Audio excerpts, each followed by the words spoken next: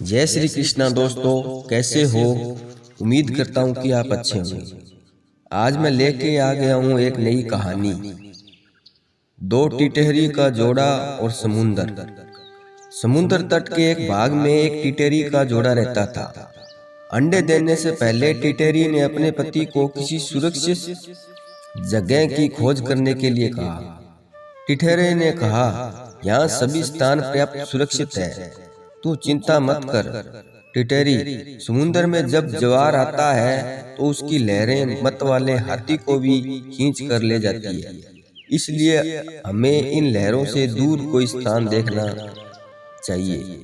टिटहरा, समुद्र इतना दुस्साहसी नहीं है कि वह मेरी संतान को हानि पहुंचाए। वह मुझसे डरता है, इसलिए तू निशंक होकर यहीं तट पर अंडे दे दे। समुंदर ने टिटहरे की ये बात सुन ली।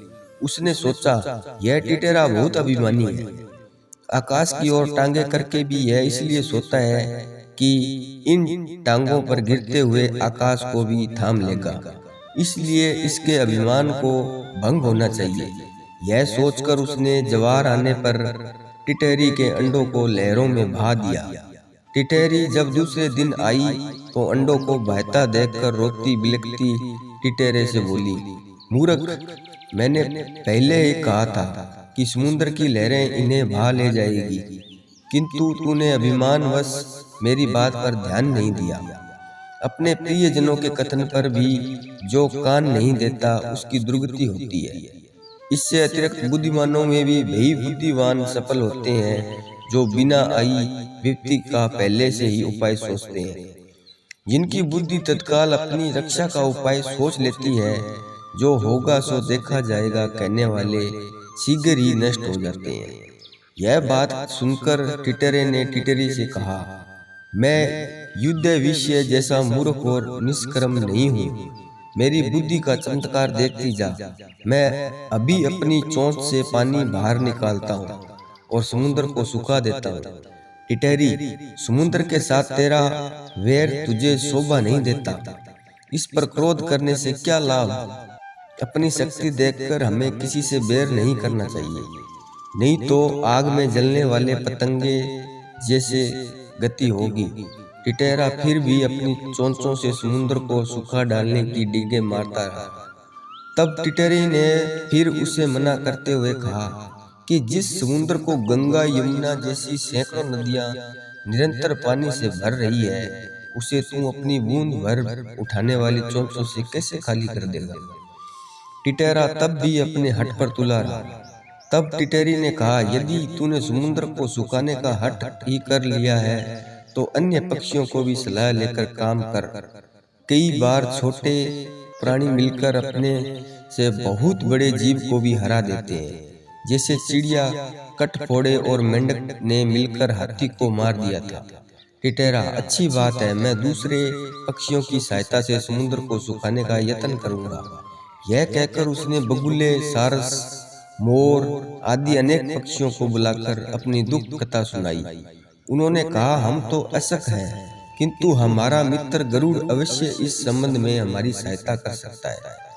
तब सब पक्षी मिलकर गरुड़ के पास जाकर रोने लगे और चिल्लाने लगे, गरुड़ महाराज, आपके रहते हमारे पक्षी कुल पर समुद्र ने यह अत्याचार कर दिया।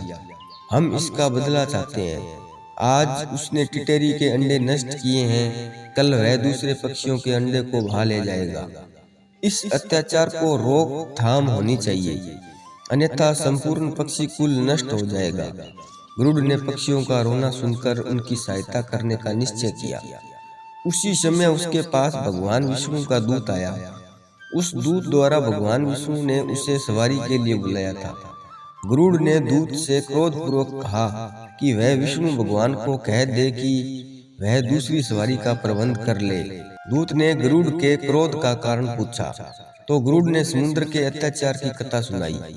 दूत के मुख से गरुड़ के क्रोध की कहानी सुनकर भगवान विष्णु स्वयं गरुड़ के घर आए। वहां पहुंचने पर गरुड़ ने प्रणाम पूर्वक विनम्र शब्दों में कहा, भगवान, आपके आश्रम का अभिमान करके समुद्र ने मेरे साथी पक्षियों के अंडे का अपहरण कर लिया है। इस तरह मुझे भी अपमानित किया जा रहा है। मैं समुद्र से इस अपमान का बदला लेना चाहता हूँ। भगवान विष्णु बोले, गरुड़ तुम्हारा क्रोध युक्ति युक्त है, समुद्र को ऐसा काम नहीं करना चाहिए था। चलो मैं अभी समुद्र से उन अंडों को वापस लेकर टिटहरी को दिलवा देता हूँ, उसके बाद अमरावती जाना है। तब भगवान ने अपने धनुष पर अग्नि बाण को चढ़ाकर समुद्र से कहा, दुष्ट, अब उन सब अंडों को वापस दे दे, नहीं तो तुझे क्षण भर में सुखा दूंगा। भगवान विष्णु के भय से समुद्र ने उसी क्षण अंडे वापस दे दिए। इस वीडियो से यही सीख मिलती है कि अभिमान का सिर हमेशा नीचा होता है। तो दोस्तों, ये हमारी कहानी कैसी लगी? उम्मीद करता हूँ कि आपको अच्छी लगी होंगी। तो मिलते हैं अगली वीडियो में, तब तक अपना ख्याल रखना। जय श्री कृष्णा। धन्यवाद।